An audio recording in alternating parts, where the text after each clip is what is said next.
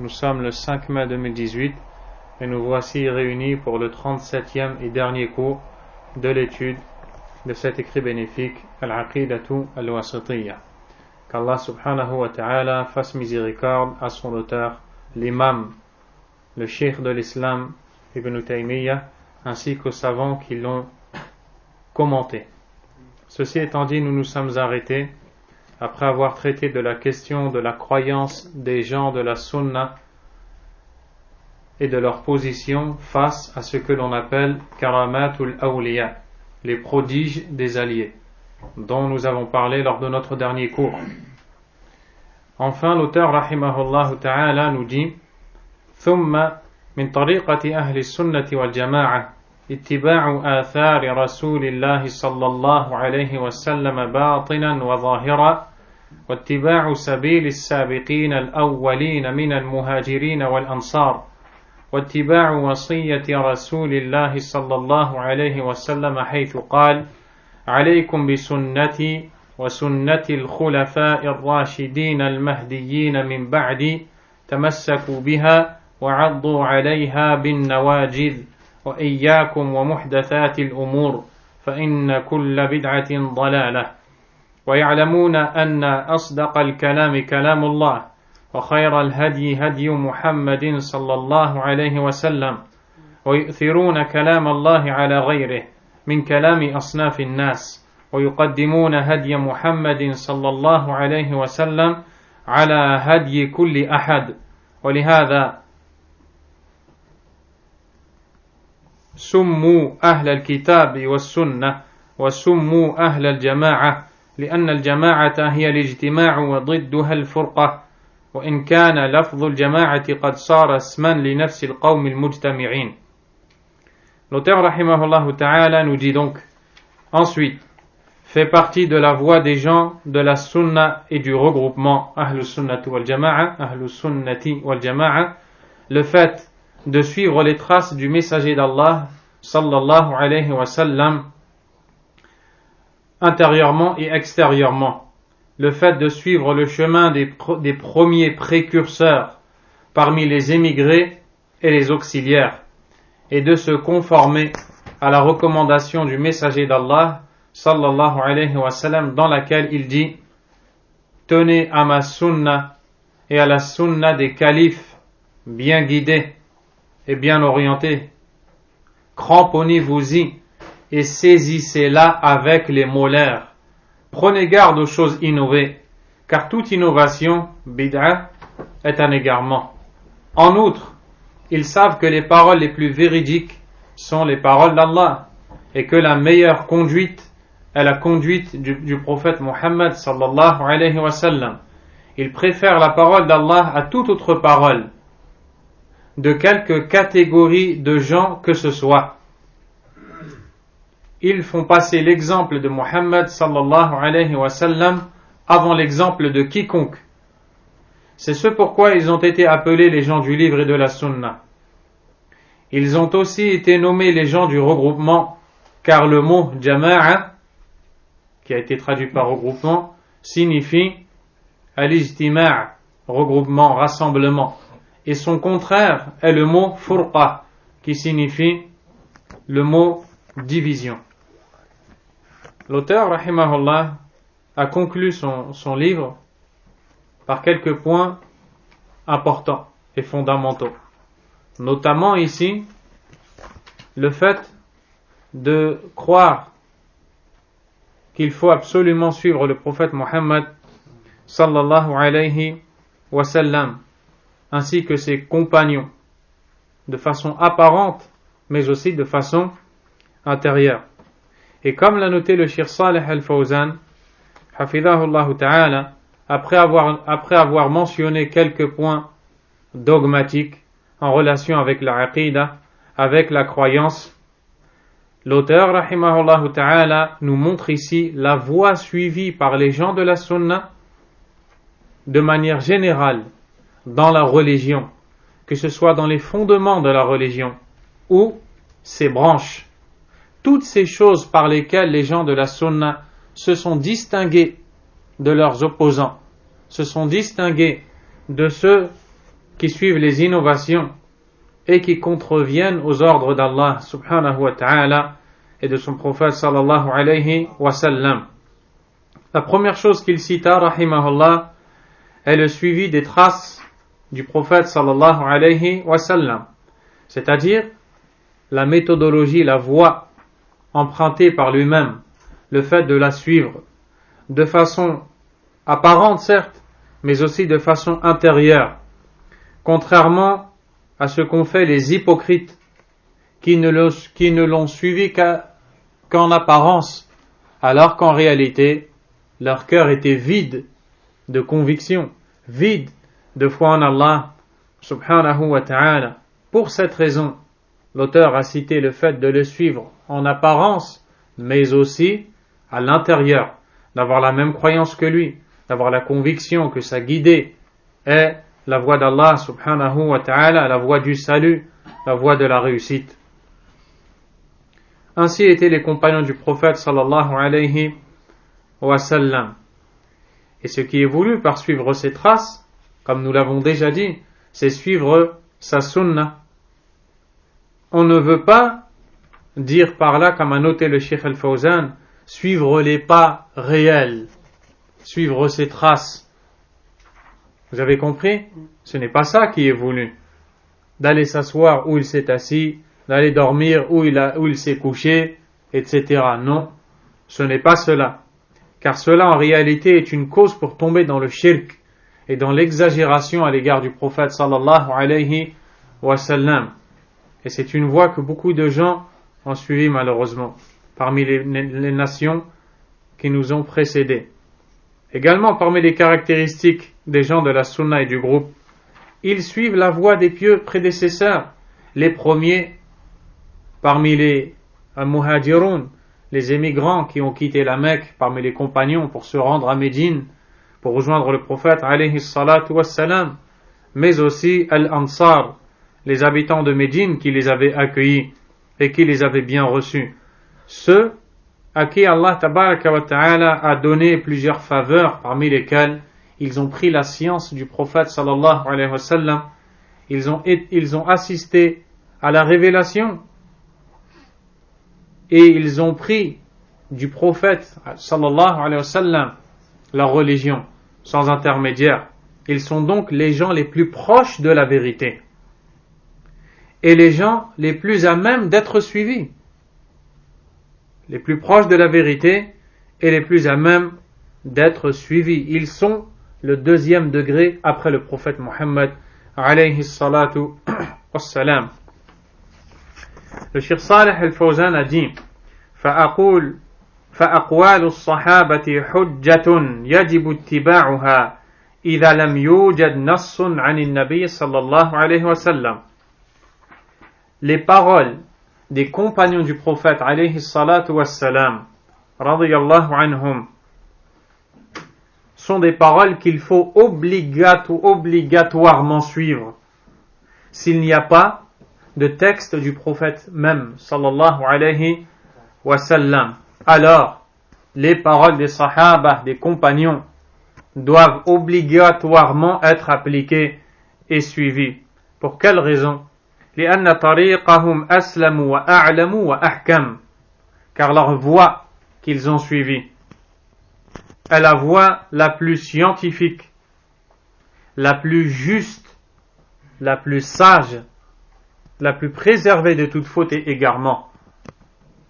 Et les savants précisent toujours cela, car certains parmi les égarés ont dit manhajus salaf aslam wa manhajul khalaf ahkam. La voie des salafs est plus prudente et la voie de ceux qui sont venus après eux, la voie des successeurs, est plus scientifique. Vous avez compris? C'est qu'après il y a eu plus de science. Donc il y a au niveau de la science la voie des successeurs. Des choses ont été développées, comprises, etc. Mais la voie des salafs, des pieux prédécesseurs, est une voie qui est plus prudente. Alors, ils vont appliquer cela lorsque, par exemple, ils vont parler dans les noms et attributs d'Allah, subhanahu wa ta'ala. Et vous allez avoir al-asha'ira qui vont interpréter, comme nous l'avons étudié, les mains d'Allah, le visage d'Allah, subhanahu wa ta'ala. Puis certains vont dire, il est clair que la voix des salafs dans ces questions est plus prudente. Il s'arrête là. La voix des salafs est plus prudente. C'est-à-dire, il est plus prudent pour toi de suivre ça. Cette parole-là est complètement fausse. C'est une obligation pour toi de suivre l'explication des salafs. Ce n'est pas plus prudent. C'est-à-dire que si tu as suivi l'autre voie, alors tu n'as pas suivi la voie la plus prudente. Tu n'as pas pris le plus de précautions. Non, tu t'es égaré. La voie des salafs est plus prudente, plus scientifique, plus sage, plus juste. C'est celle qu'il faut suivre. Celui qui suit une autre voie s'égare du droit chemin d'Allah, subhanahu wa ta'ala. Comme a dit le Cheikh Al-Fawzan, la kama yaqulu ba'du al-muta'akhirin, non pas comme certains contemporains ont dit, inna tariqata salafi aslam, la voie des prédécesseurs est plus prudente, wa tariqata al-khalafi a'lamu wa ahkam, tandis que la voie des successeurs est plus savante et plus sage. C'est faux de dire ça. Alors, il dit فَيَتَّبِعُونَ طَرِيقَةَ الْخَلَفِ وَيَتْرُكُونَ طَرِيقَةَ السَّلَفِ. À cause de cela, ils suivent à la fin la voie des successeurs et délaissent la voie des prédécesseurs. Et cette parole est fausse. Également, parmi les caractéristiques que l'on retrouve dans ces quelques lignes, les caractéristiques des gens de la sunna, leur application de la recommandation faite par le prophète sallallahu alayhi wa sallam dans le récit que beaucoup connaissent, le récit rapporté par le compagnon Al-Irbad ibn Sariyah, que l'on retrouve chez l'imam Tirmidhi et autres, qui est authentique, où le prophète sallallahu alayhi wa sallam a exhorté les compagnons au point de les faire pleurer. Il fit couler leurs larmes et frémir leur cœur. L'un d'entre eux lui dit: Ô messager d'Allah, cela ressemble à une exhortation d'adieu. On a l'impression que tu nous fais le dernier appel avant de nous quitter. Donne-nous donc un conseil. Enjoins-nous quelque chose. Et c'est là que le prophète sallallahu alayhi wa sallam a donné ses conseils importants, parmi lesquels justement il leur a dit: Man ya'ish minkum fa innahu man ya'ish minkum fa sayara ikhtilafan kathira. Ainsi, dans ce hadith, le prophète sallallahu alayhi wa sallam dit: Quiconque vivra parmi vous après moi témoignera ou verra de très grandes divergences. فَسَيَرَى اخْتِلَافًا كَثِيرًا. Puis, il nous donne la solution et dit: فَعَلَيْكُمْ بِسُنَّتِي. Cramponnez-vous alors à ma sunna. وَسُنَّةِ الْخُلَفَاءِ الرَّاشِدِينَ. Et la sunna de mes califes, bien guidés, al-Mahdiyin, orientés. Le prophète sallallahu alayhi wa sallam nous fait part d'un problème qui atteindra sa communauté, mais il nous donne la solution. Il nous explique que des divergences vont naître dans sa communauté. N'est-ce pas que nous les vivons, ces divergences? Quel est le refuge? Quel est le secours? Quelle est la voie pour être préservé de ces ignorances? Ne dors pas, écoute la voie qui te fait ramener à Allah tabaraka wa ta'ala. La réponse, c'est suivre la voie du prophète sallallahu alayhi wa sallam et ses compagnons radiyallahu anhum, particulièrement les 4 califes que sont Abu Bakr, Omar, Uthman, Ali radiyallahu anhum. C'est dans leur voie qu'il y a le salut. Celui qui te dit que les successeurs ont acquis un très grand niveau de science avec les découvertes, les avancées, et ils ont une approche des textes qui est bien plus scientifique, wallah, ils t'appellent au feu. Est-ce que tu as entendu? il t'appelle au feu, volontairement ou non. Parce qu'Allah tabaraka wa ta'ala a choisi pour son prophète sallallahu alayhi wa sallam ces hommes. Ils ont vécu avec lui. Ils ont assisté à la révélation. Quand le prophète alayhi salatu wa salam tombait par la lourdeur de la révélation, ils étaient là. Et des pécheurs contemporains vont nous expliquer la religion mieux que les pieux prédécesseurs. Allahu Akbar. Allahu Akbar. Ainsi le prophète sallallahu alayhi wa sallam dit: Addu alayha bin nawajid. Mordez-la, cette voix, par les molaires. Les savants, en expliquant ce récit, ont dit: c'est une allusion au fait que cette voie que tu suis, on va tout faire pour t'en égarer, pour te faire dévier de cette voie, à l'image de quelqu'un qui a mordu quelque chose que l'on essaie de lui arracher. N'est-ce pas qu'il va le mordre avec les dents les plus solides? Ici le prophète alayhi salatu wassalam dit: cramponnez-vous-y et mordez-la avec vos molaires, c'est-à-dire ne lâchez pas cette voie-là, ne lâchez pas cette voie. Wa iyyakum wa muhdathatil umur, et prenez garde aux nouvelles choses. Les nouvelles choses dans la religion. On ne parle pas des choses mondaines qui sont licites lorsqu'elles le sont. On parle des nouvelles choses dans la religion. Toute personne qui voudrait adorer Allah, se rapprocher d'Allah, rechercher des hasanat, des récompenses, avec une parole, une conviction, une action différente de ce que nous a enseigné le prophète sallallahu alayhi wa sallam et ses compagnons, de ce qu'ils nous ont ordonné, de ce qu'ils ont fait, de ce que le prophète alayhi salatu wassalam a approuvé, alors ce hadith concerne ce genre de choses. Il nous dit: فَإِنَّ كُلَّ بِدْعَةٍ ضَلَالَةٍ, car toute innovation est égarement. Toute innovation est égarement. Contrairement à ce que certains ont dit, il existe de bonnes innovations. Et lorsque le prophète alayhi salatu wassalam met en garde contre les mauvaises contre les innovations, il parle des mauvaises, pas des bonnes.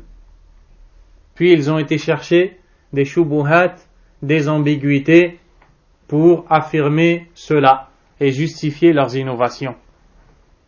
Le prophète sallallahu alayhi wa sallam a dit: فَإِنَّ كُلَّ بِدْعَةٍ ضَلَالَةٍ, toute innovation est un égarement. Intahayna, l'affaire est close, l'affaire est indiscutable. Dans la religion d'Allah tabaraka wa ta'ala, il n'existe pas quelque chose s'appelant bid'atun hasana, une bonne innovation.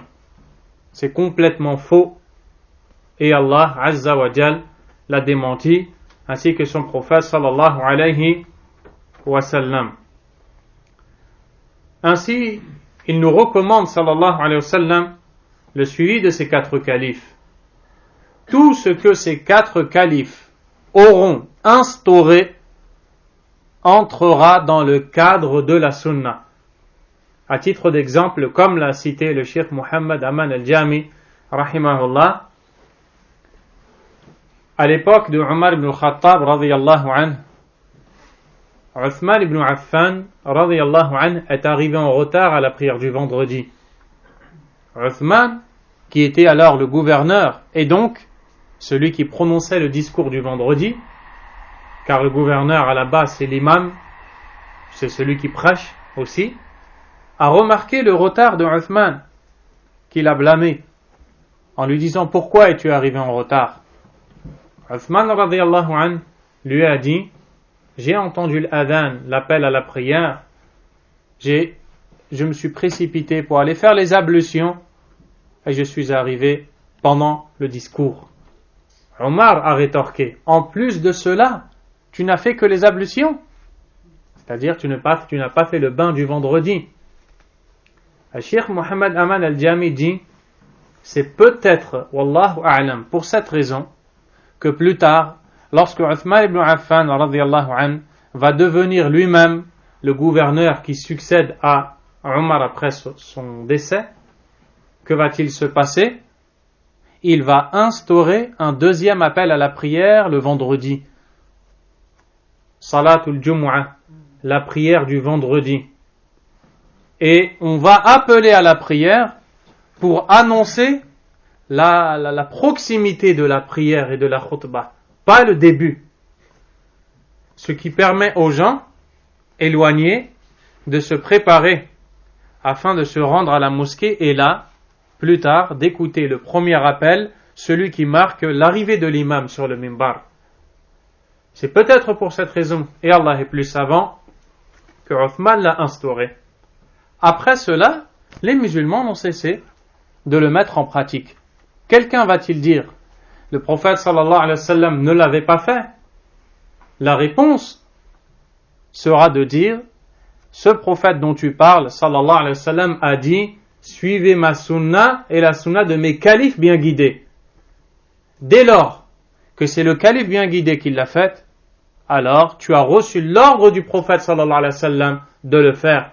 Et si les califes bien guidés, qui sont les dirigeants des musulmans, estiment qu'il est bon pour l'intérêt des musulmans d'instaurer telle et telle chose, les musulmans doivent le suivre. Et ça rentre dans la sunna du prophète sallallahu alayhi wa sallam. Car la sunna des califes est la sunna du prophète alayhi salatu wa salam. Également, parmi les caractéristiques des gens de la sunna et du groupe, la grande place qu'ils donnent au livre d'Allah subhanahu wa ta'ala, et ils font passer le livre d'Allah devant toute parole. La parole du Créateur subhanahu wa ta'ala, ils la font passer devant toute chose, dans tout domaine, même dans les domaines de la vie. Lorsqu'ils disent Qal Allah, ils ont la croyance que rien ne peut venir plus haut que cette parole, plus haut que cette phrase, qui est Qal Allah subhanahu wa ta'ala. On ne répond pas à Qal Allah par tel géographe a expliqué que, tel historien a dit que, tel physicien a expliqué que, tel grand docteur et grand chercheur a expliqué que. On ne répond pas avec ces paroles à la parole Qal Allah. C'est cela qu'il veut dire, notamment, rahimahullah ta'ala. Car ils savent et ont la conviction que la parole d'Allah tabaraka wa ta'ala est la plus véridique des paroles. Allah subhanahu wa ta'ala a dit وَمَنْ أَصْدَقُ مِنَ اللَّهِ قِيلًا, et aussi وَمَنْ أَصْدَقُ مِنَ اللَّهِ حَدِيثًا. Et qui est plus véridique qu'Allah en propos? Qui est plus véridique qu'Allah en parole? Ils ont la conviction que la meilleure conduite dans la vie de tous les jours est celle du prophète sallallahu alayhi wa sallam, et ils préfèrent la parole d'Allah à toute autre parole, de même celle du prophète sallallahu alayhi wa sallam. Allah subhanahu wa ta'ala a dit يا أيها الذين آمنوا أطيعوا الله وأطيعوا الرسول وأولي الأمر منكم فإن تنازعتم في شيء فردوه إلى الله والرسول. Ô vous qui avez eu la foi, obéissez à Allah et à son messager, ainsi qu'à ceux qui détiennent l'ordre parmi vous, les dirigeants. Et si vous divergez dans une quelconque chose, peu importe la question, renvoyez-la à Allah et son messager. Renvoyez-la au Coran et à la Sunna. Vous y trouverez le moyen de résolutionner ce problème. Pour cette raison, ils ont été appelés Ahlul Kitab wa Sunna, les gens du livre et de la Sunna. Mais encore, Ahlus Sunnati wal Jama'a, les gens de la Sunna et du groupe. C'est ainsi qu'ils ont été appelés. Le mot Jama'a, le groupe, est contraire au mot Furqa. Et Furqa, c'est la division. Les gens de la Sunna sont unis. Mais sur quoi est-ce qu'ils sont unis? Ils sont unis sur les ordres d'Allah tabaraka wa ta'ala. ils sont unis sur l'appel et l'application du tawhid et de la sunna, tout comme ils sont unis sur la mise en garde contre le shirk et contre la sunna. C'est ça seulement l'union. L'union n'est pas celle du grand nombre ou des corps. L'union est celle de la voix d'Allah tabaraka wa ta'ala. Et c'est pour cette raison que le noble Abdullah ibn Mas'ud, qu'Allah l'agrée, a dit Al-jama'atu ma wafaqa al-haq. Le groupe est ceux qui sont en conformité avec la vérité. Wa in kunta wahdak, quand bien même tu serais seul, c'est-à-dire à suivre la vérité, fa innaka hina idhin al-jama'a. C'est toi alors à ce moment-là le groupe. Dans l'islam, on n'entend pas par le mot groupe le nombre. On entend ceux qui suivent. Et si tu remarques dans le livre d'Allah, à chaque fois qu'il nous parle de la majorité, ce n'est que dans un contexte de blâme. La majorité des gens ne savent pas, la majorité des gens sont ignorants, la majorité des gens sont ingrats, la majorité des gens, si tu leur obéis, ils t'égareront du droit chemin, la majorité des gens sont pervers, la majorité. Chaque fois, la majorité est blâmée dans le Coran. Et lorsqu'il y a des éloges qui sont faits, on retrouve très souvent la minorité. Et très peu sont-ils. Et ils sont peu. Et on le trouve beaucoup dans le livre d'Allah. Allah Azza wa Jal a dit وَاعْتَصِمُوا بِحَبْلِ اللَّهِ جَمِيعًا وَلَا تَفَرَّقُوا. Et cramponnez-vous tous ensemble au câble d'Allah et ne vous divisez pas.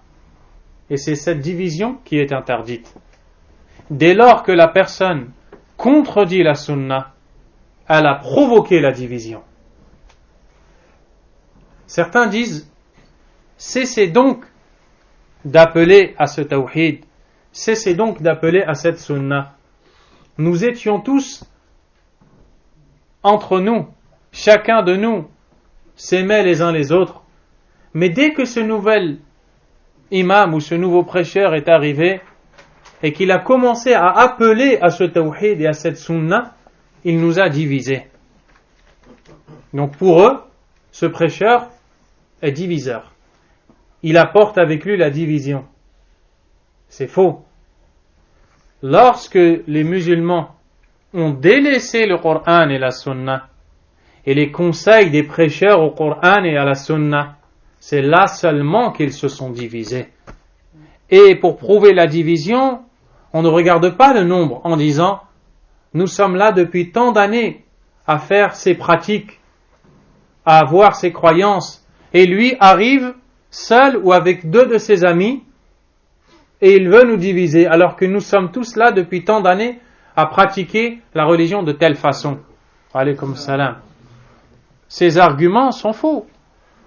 Ils n'ont aucun poids et aucune valeur, car c'était le cas du prophète sallallahu alayhi wa sallam. N'est-ce pas qu'il est venu seul?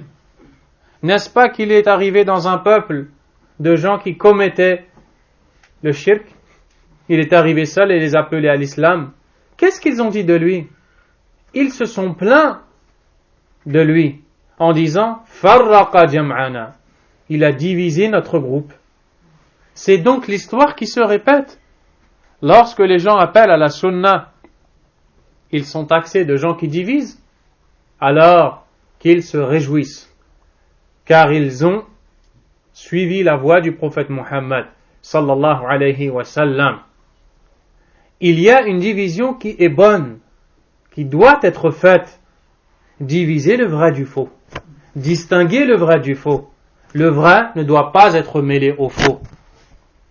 Le vrai doit être élevé, le faux rabaissé. Cette division-là, c'est l'union dont Allah a parlé dans le Coran. Subhanahu wa ta'ala. Il serait temps que les serviteurs d'Allah le comprennent et l'appliquent. Parmi les caractéristiques des gens de la sunna citées dans ces quelques lignes, le fait que l'auteur, rahimahullah ta'ala, a dit ce qui va suivre. والإجماع هو الأصل الثالث الذي يعتمد عليه في العلم والدين وهم يزنون بهذه الأصول الثلاثة جميع ما عليه الناس من أقوال وأعمال باطنة أو ظاهرة مما له تعلق بالدين والإجماع الذي ينضبط هو ما كان عليه السلف الصالح إذ بعدهم كثر الاختلاف وانتشر في الأمة. L'auteur, rahimahullah ta'ala, continue dans ce paragraphe et dit: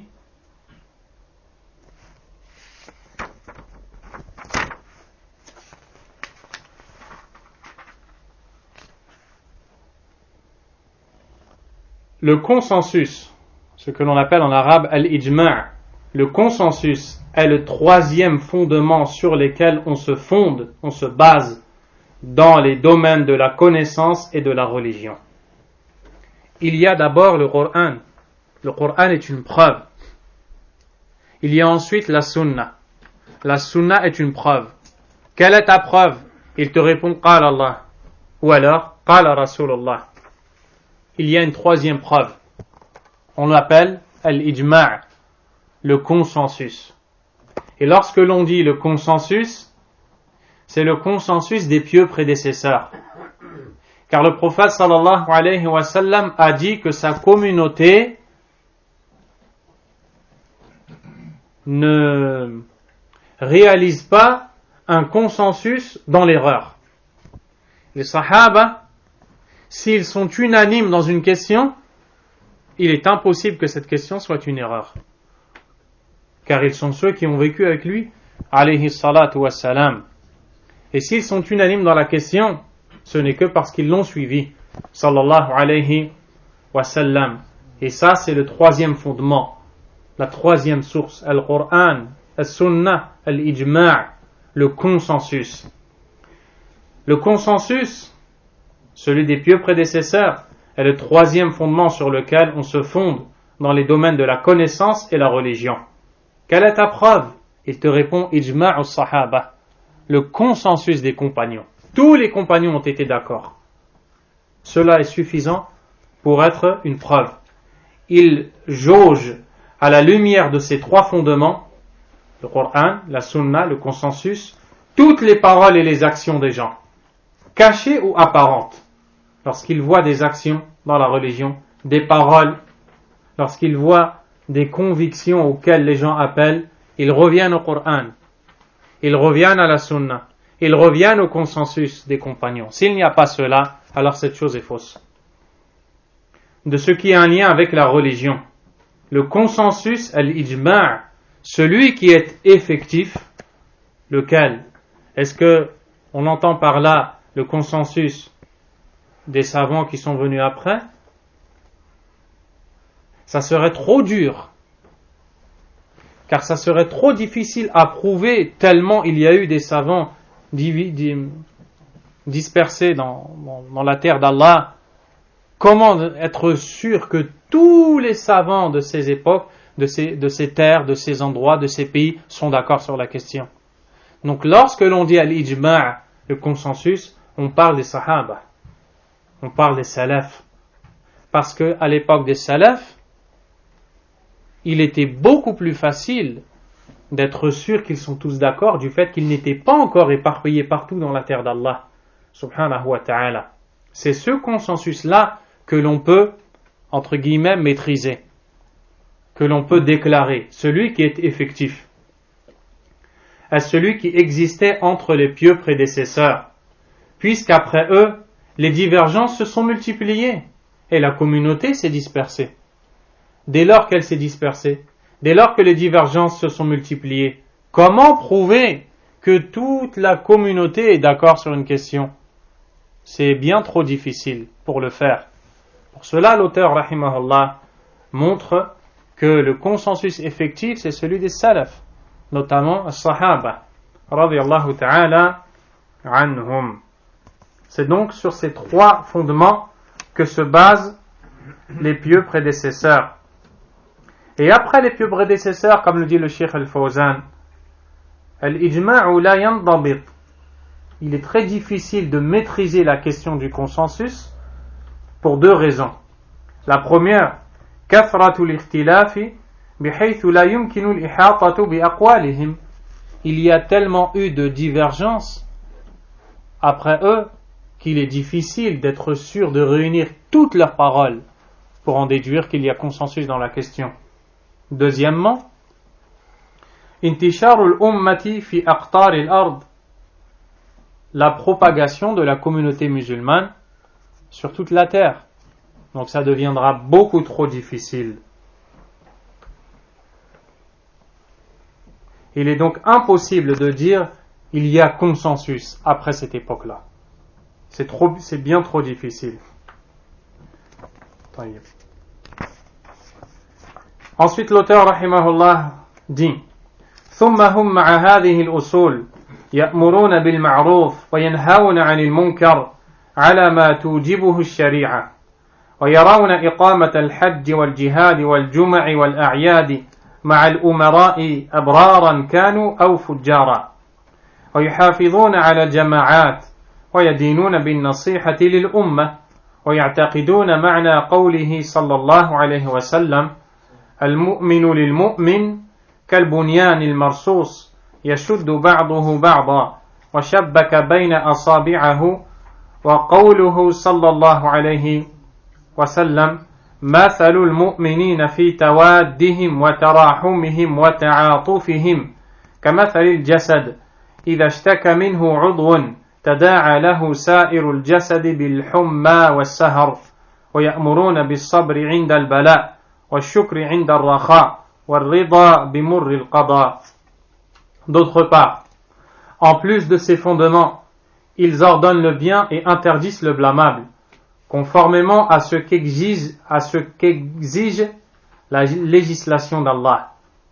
Ils reconnaissent qu'il faut accomplir le hajj, notamment les prières du vendredi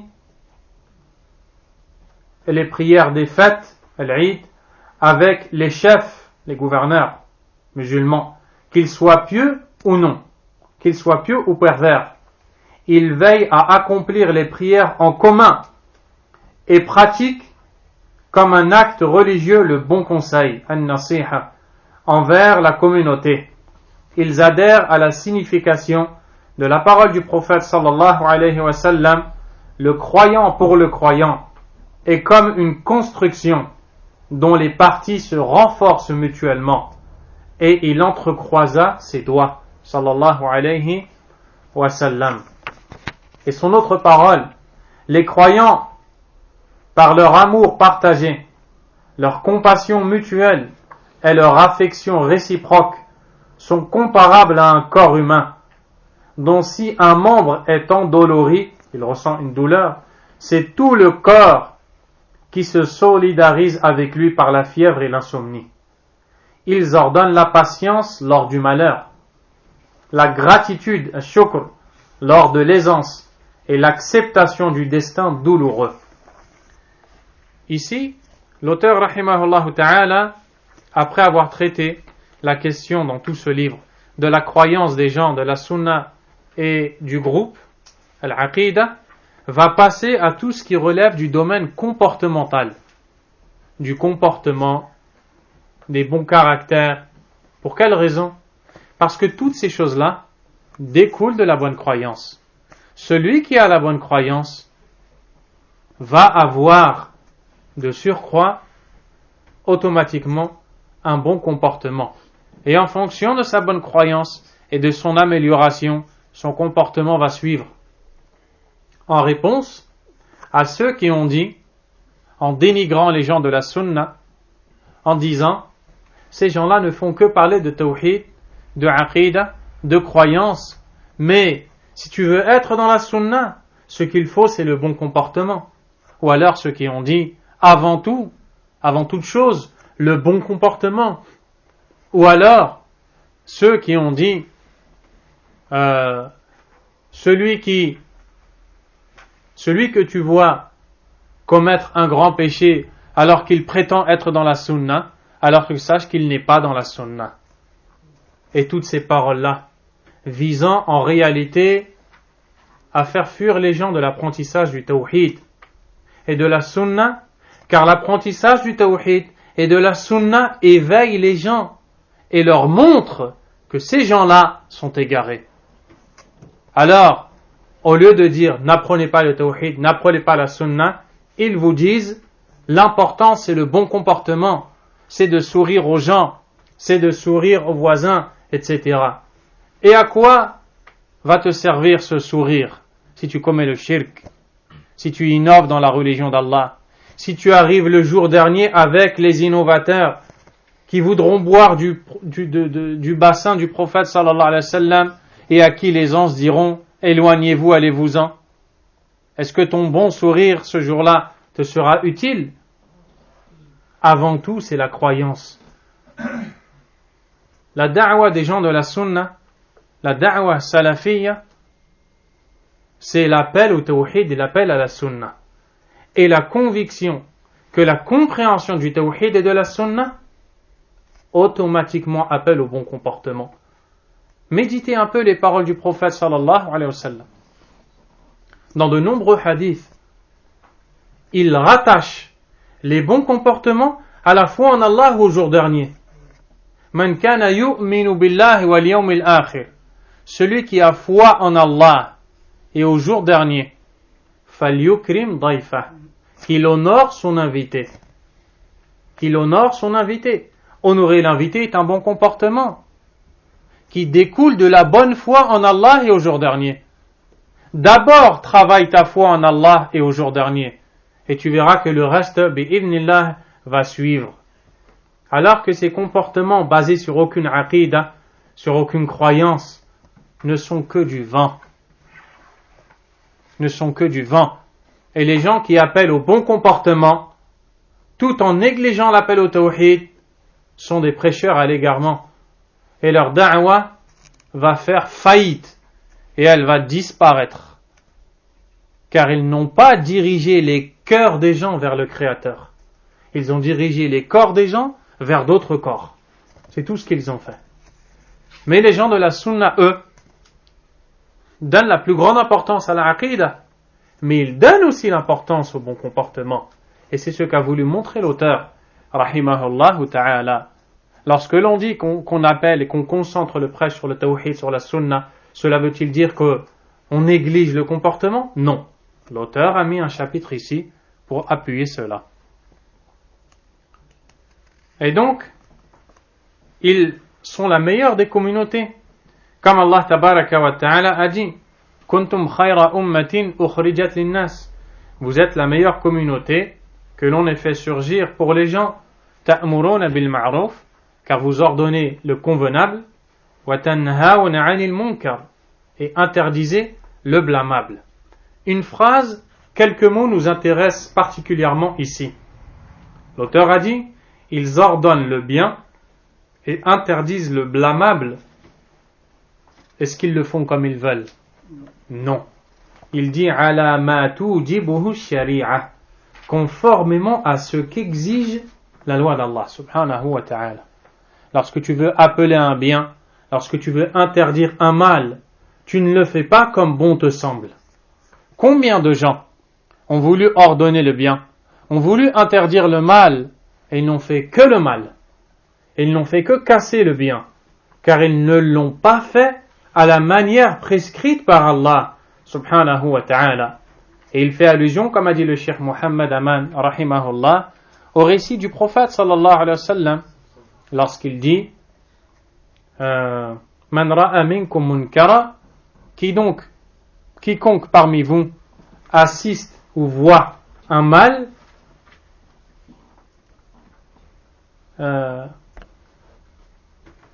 Man ra'a minkum munkaran falyughayyirhu biyadihi, qu'il le change de la main, par sa main, physiquement.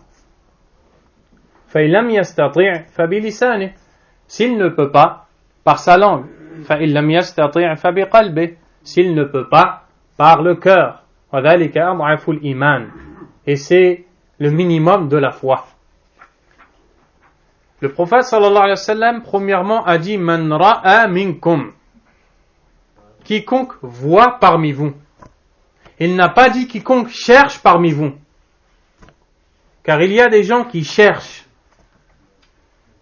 Et le prophète sallallahu alayhi wa sallam ne t'a pas demandé de chercher.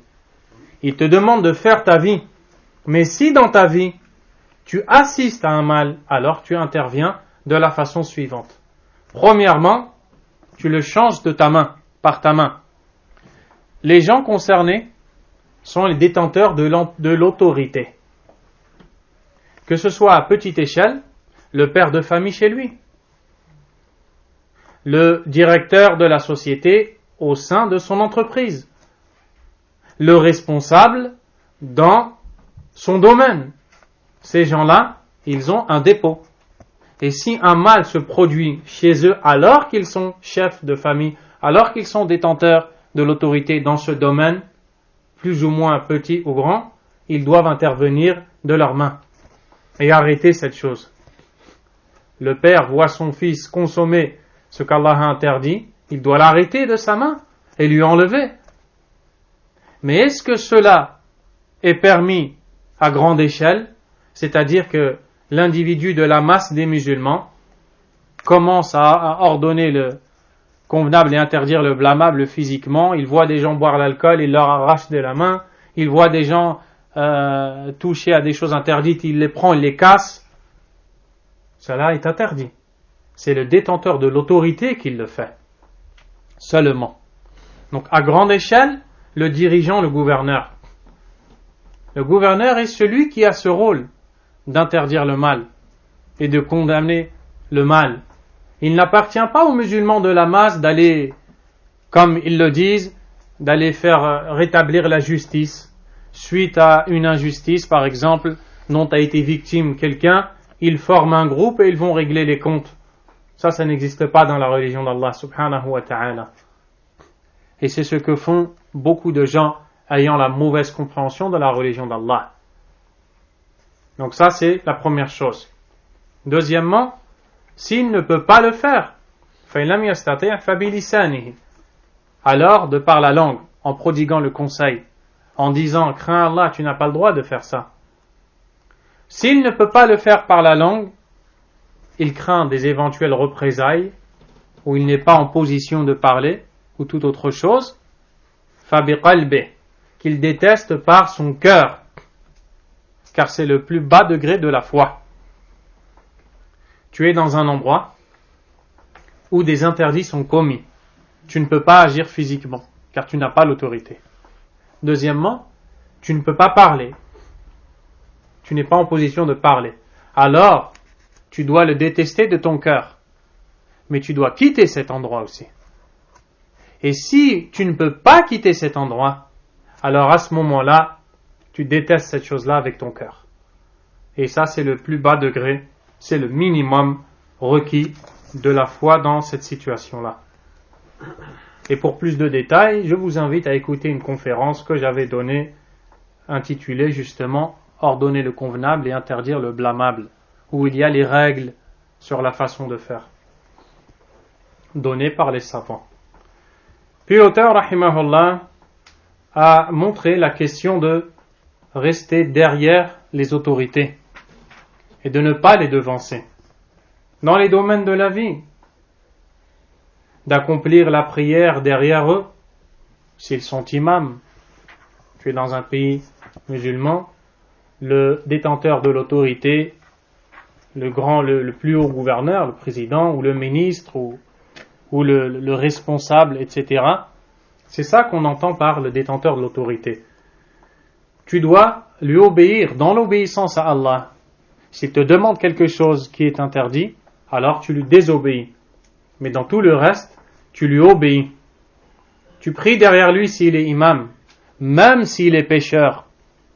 Et à l'époque des salafs, il y a des histoires où quelqu'un ou certains parmi les pieux prédécesseurs priaient derrière un imam qui avait consommé de l'alcool et qui était quelque peu ivre.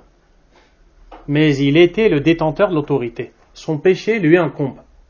Son péché est sur son dos à lui.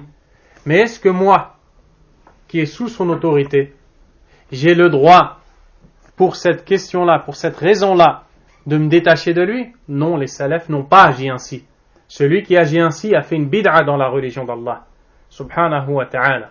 Les salafs priaient derrière ces gens-là, au point où cet imam s'est retourné, elle leur a dit, vous voulez que je vous rajoute une rak'a? Il était ivre. Vous voulez encore une autre rak'a? Et les salafs l'ont vu qu'il était ivre, ils ont pris derrière lui, ils n'ont pas recommencé leur prière. Il y a plein de choses comme ça que les gens ne connaissent pas. Pareil pour la prière du vendredi. Il vient à la mosquée, il voit que celui qui prononce le discours est un innovateur, mais pas un mushrik, pas un polythéiste, un innovateur. Qu'est-ce qu'il fait? Il se lève, il sort, il part. Il vient de tomber dans une bid'a. Il a innové dans la religion d'Allah, car les salafs n'ont jamais fait ça. Les salafs ne faisaient pas ça, plutôt. Les salafs, ne faisaient pas ça. Le salaf al-salih, il prie derrière l'imam. Son péché, il est pour lui. Par contre, si c'est un mushrik, il ne prie pas derrière lui. Ainsi, les gens de la sunna ont cette conviction qu'il faut être derrière l'autorité et qu'il faut prier derrière lui, qu'il soit pieux ou pervers, peu importe. Car c'est ainsi que nous l'a ordonné le prophète alayhi salatu wassalam. L'imam Ibn Taymiyyah, rahimahullah, a dit وَلَعَلَّهُ لَا يَكَادُ يُعْرَفُ طَائِفَةٌ خَرَجَتْ عَلَى ذِي سُلْطَانٍ إِلَّا وَكَانَ فِي خُرُوجِهَا مِنَ الْفَسَادِ أَكْثَرُ مِنَ الَّذِي فِي إِزَالَتِهِ. À travers l'histoire, on ne trouve pas un groupe ayant exprimé sa rébellion envers le détenteur de l'autorité sans qu'il n'en découle beaucoup plus de mal que ce qui existait déjà lorsqu'ils étaient sous ses ordres. Wallahi, hada ilm al-ulama. Ça, c'est la science des savants. Quand les savants de la sunna disent aux musulmans arrêtez toutes ces révoltes et vous leur donnez des noms enjolivés par le shaitan, printemps arabe. Quel printemps? La tempête arabe. Subhanallah. Regardez tous ces morts, regardez tout ce mal. N'est-ce pas que le mal qu'ils vivaient, ces gens-là, avant qu'ils ne vivent ce mal, était moindre? C'est ainsi que dit l'imam Ibn Taymiyyah, rahimahullah, et ça c'est la croyance des gens de la sunna, l'interdiction de la révolte. Et en cela, ils contredisent les khawarij, qui eux n'hésitent pas à inciter les gens à se révolter contre les détenteurs de l'autorité. Et parmi les khawarij de cette époque, il y a les frères musulmans.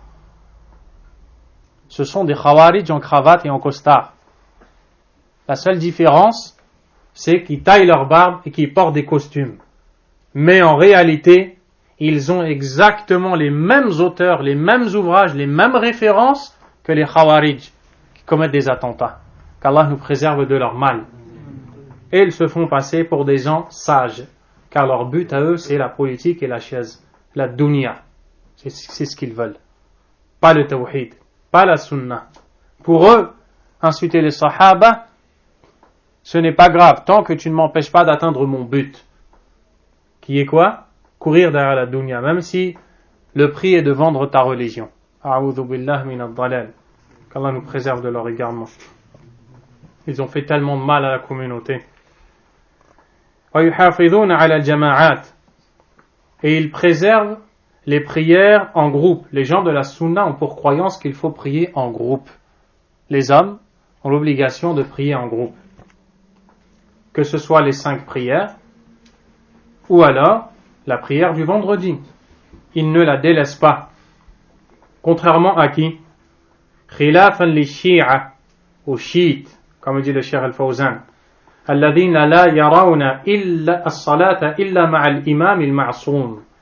Eux, ils ne voient l'obligation de la prière en groupe que derrière ce qu'ils appellent l'imam infaillible. Wal'iyadhu billah. Ils ont des imams pour eux qui sont infaillibles, alors que seul le prophète l'est. Pas même les sahaba radiyallahu anhum. Eux, ils ont des shayatines derrière lesquels ils ont l'obligation de prier en groupe. Et contrairement aussi aux hypocrites qui s'absentent dans les prières en groupe, qui s'absentent non pas parce que ils ont manqué ou alors ils ont été en retard parce qu'ils détestent, ils ne veulent pas y aller. On ne parle pas de celui qui est fainéant, ou alors qui a quelques manquements qu'il doit corriger. On ne parle pas de ça, on parle de munafiq, de l'hypocrite. Également, les gens de la sunna prodiguent le conseil à la communauté du prophète Mohammed sallallahu alayhi wa sallam. Et ils croient en la parole du prophète sallallahu alayhi wa sallam lorsque dans les deux hadiths il nous dit, sans se rapprocher des récits, le croyant pour le croyant est comme une construction dont les parties se renforcent mutuellement. Et il entrecroisa alors ses doigts. Également, les croyants, par leur amour partagé, leur compassion mutuelle et leur affection réciproque, sont comparables à un corps humain, dont si un membre est endolori, c'est tout le corps qui se solidarise avec lui par la fièvre et l'insomnie.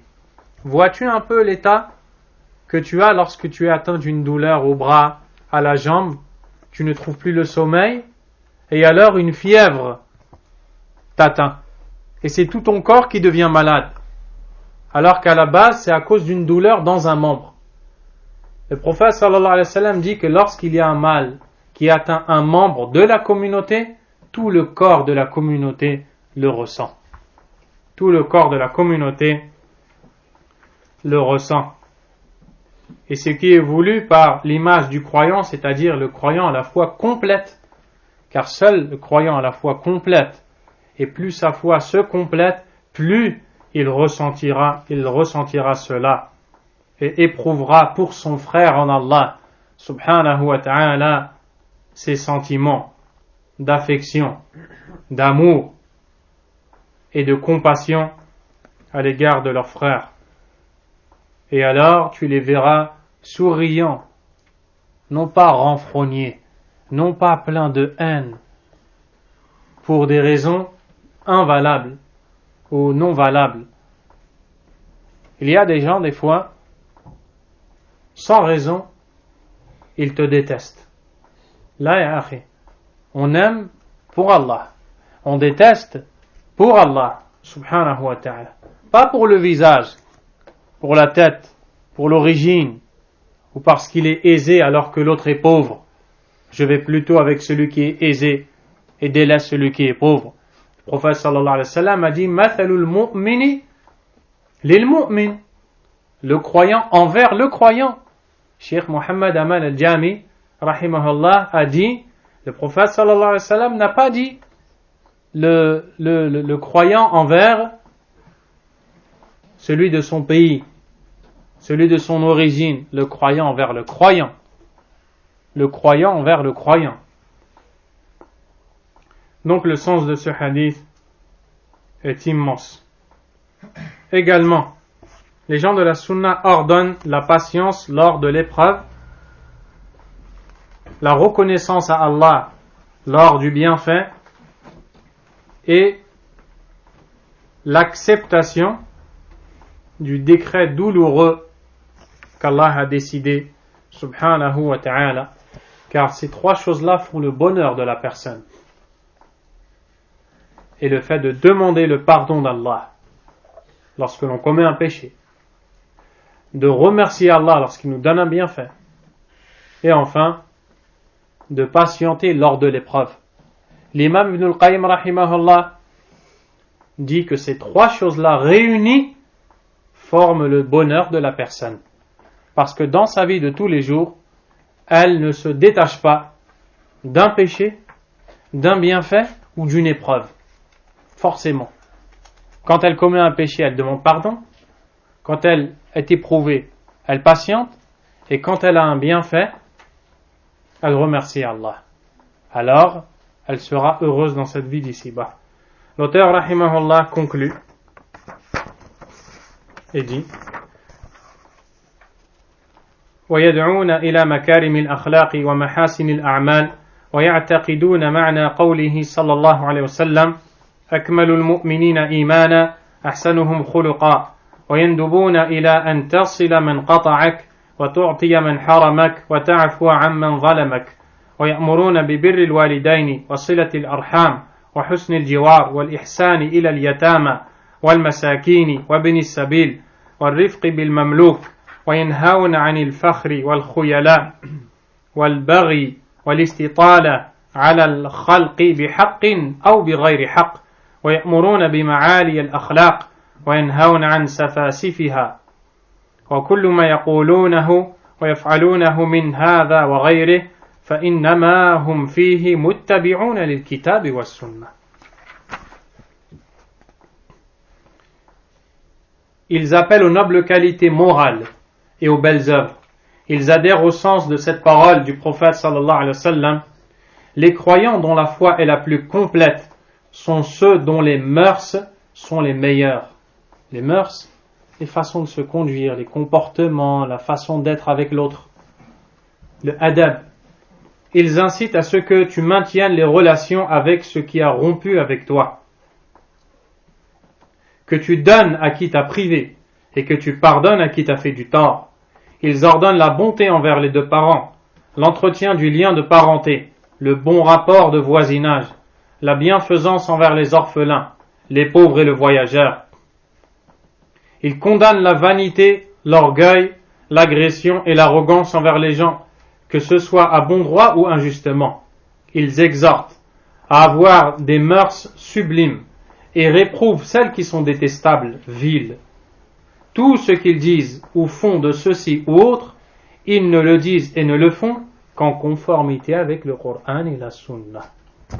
Même dans le domaine des comportements et des caractères, ce qu'ils font est basé sur des preuves du livre d'Allah et de la Sunna du prophète alayhi salatu wassalam. Et de manière résumée, il y a l'appel au bon comportement.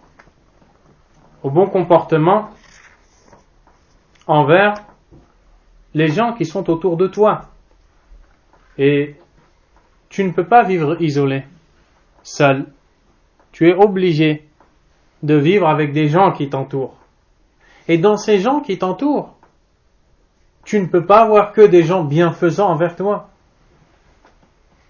Tu vas obligatoirement rencontrer des gens qui vont te nuire. Physiquement peut-être, qu'Allah t'en préserve. Verbalement, on va porter atteinte à ton honneur. On va dire que tu es un menteur. On va dire que tu as fait telle et telle chose.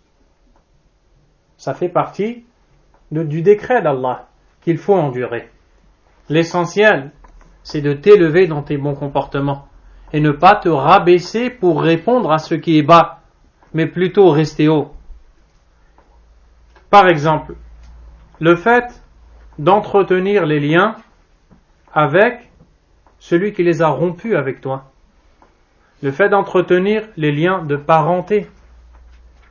Si quelqu'un parmi tes proches parents, a rompu ses liens avec toi, qu'est-ce que tu vas dire? Puisqu'il a rompu ses liens avec moi, à moi aussi de les rompre, jusqu'à ce que lui revienne, comme beaucoup le font, et à la fin, des dizaines d'années qui passent, sans que deux frères ne se parlent, sans que deux sœurs ne se parlent, sans que des cousins, des oncles et tantes et autres ne s'adressent la parole, à cause de cet orgueil. Les gens de la Sunna disent, celui qui rompt les liens avec toi, va les entretenir. Et le prophète sallallahu alayhi wa sallam dit, وَخَيْرُهُمَا الَّذِي يَبْدَأُ بِالسَّلَامِ. Le meilleur de deux est celui qui commence à saluer l'autre, en parlant de la discorde entre deux frères parmi les musulmans.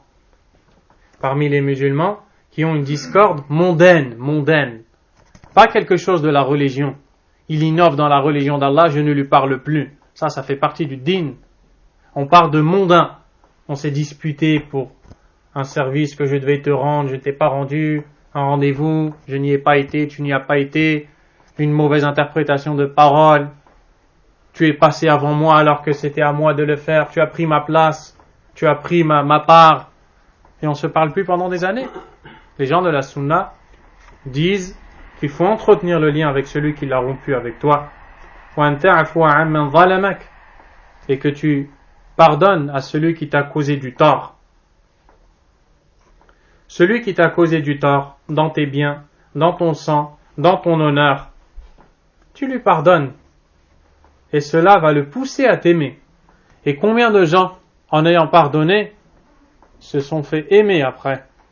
Des gens qui leur ont fait de l'injustice. Les gens de la Sunna ordonnent aux gens d'obéir aux parents, le père et la mère, qui ont été cités dans le livre d'Allah tabaraka wa ta'ala après le tawhid, qui est le droit d'Allah. Après le droit d'Allah vient le droit des parents, comme on le trouve dans le livre d'Allah subhanahu wa ta'ala. Après les parents, les gens proches de la famille. Également le bon voisinage, la bienfaisance envers les orphelins, envers les pauvres, envers les voyageurs dans le besoin. Toutes ces choses-là, il y a des récits. Il y a des versets et des hadiths. Mais l'auteur résume, rahimahullah ta'ala. Ils interdisent, les gens de la sunna, l'orgueil, le fait d'être injuste envers les autres, l'orgueil qui te pousse à refuser la vérité et à rejeter les gens. Les gens de la sunna l'interdisent, car le prophète sallallahu alayhi wa sallam a dit que celui qui a un atome d'orgueil dans le cœur n'entrera pas au paradis. Quand le compagnon est venu, il lui a dit, moi, je m'habille bien, je pensais que c'était ça l'orgueil. Le prophète alayhi salatu wa sallam lui a expliqué qu'il ne s'agissait pas de cela, mais que plutôt il s'agissait du fait de rejeter la vérité et de rejeter les gens. Ça, c'est l'orgueil. Tout comme ils interdisent l'injustice et le fait de mépriser les gens. Le fait de mépriser les gens de manière injuste. Le fait d'avoir les mauvais comportements, tout cela, les gens de la sunna l'interdisent. Et tout ce qu'ils font, ils ne le font qu'en suivi de la sunna du prophète sallallahu alayhi wa sallam. Et tout cela est réuni et résumé dans un verset de Surat An-Nisa où Allah Azza wa Jalla a dit wa'budullaha wa la tushriku bihi shay'a, et adorez Allah et ne lui associez rien. Ça, c'est le droit d'Allah. Wa bil walidayni ihsana, ayez de la bonté envers les parents, le droit des parents. Wa bidhil qurba, les gens proches. Wal yatama, les orphelins. Wal masakin, les pauvres. Wal jari dhil qurba, wal jari al junubi, was sahibi bil janbi wa ibnis sabil, jusqu'à la fin du verset. Ça résume tout ce qu'a dit l'auteur, rahimahullah ta'ala. Ensuite, l'auteur a dit وطريقتهم في دين الإسلام الذي بعث الله به محمدا صلى الله عليه وسلم. لكن لما أخبر النبي صلى الله عليه وسلم أن أمته ستفترق على 73 فرقة كلها في النار إلا واحدة وهي الجماعة، وفي حديث عنه أنه قال هم من كان على مثل ما أنا عليه اليوم وأصحابي. صار المتمسكون بالإسلام المحض الخالص عن الشوب هم أهل السنة والجماعة، وفيهم الصديقون والشهداء والصالحون، ومنهم أعلام الهدى ومصابيح الدجى، أولو المناقب المأثورة والفضائل المذكورة، وفيهم الأبدال، وفيهم أئمة الدين الذين أجمع المسلمون على هدايتهم، وهم الطائفة المنصورة الذين قال فيهم النبي صلى الله عليه وسلم لا تزال طائفة من أمتي على الحق منصورة لا يضرهم من خالفهم ولا من خذلهم حتى تقوم الساعة. فنسأل الله أن يجعلنا منهم وأن لا يزيغ قلوبنا بعد إذ هدانا وأن يهب لنا من لدنه رحمة إنه هو الوهاب. وصلى الله على محمد وآله وصحبه وسلم تسليما كثيرا. Leur voie est la religion de l'islam avec lequel Allah a envoyé Muhammad sallallahu alayhi wa sallam.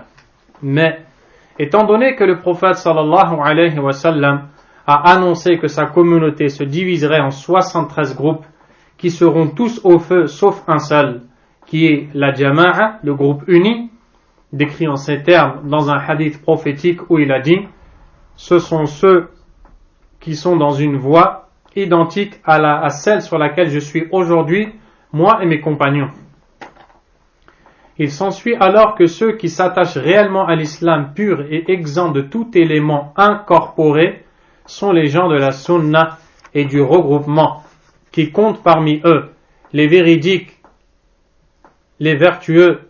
Il y a parmi eux les guides éminents et les flambeaux qui illuminent les ténèbres, ayant à leur actif des actions mémorables, notoires, et possédant des qualités réputées. Il y a parmi eux ce qu'on appelle al-abdal. On compte parmi eux les imams de la religion, à propos desquels les musulmans sont unanimes à dire qu'ils sont sur le droit chemin. Ils forment le groupe victorieux, dont le prophète sallallahu alayhi wa sallam a dit « Il ne cessera d'y avoir un groupe de ma communauté attaché à la vérité et victorieux. Ceux qui les contrediront ou les lâcheront, les abandonneront, les trahiront.